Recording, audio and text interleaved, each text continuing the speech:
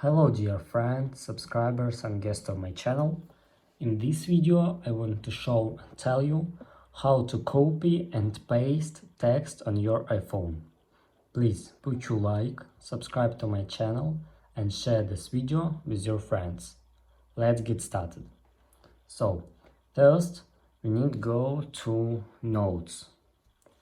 After that, go to any note.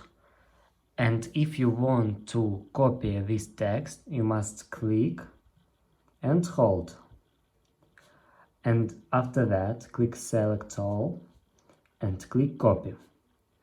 But if you want to paste this text, you must just click and click Paste. And that's all. This is very easily to do. If you enjoyed this video and found it helpful, please put your like, subscribe to my channel and share this video with your friends. Bye bye everyone, see you later.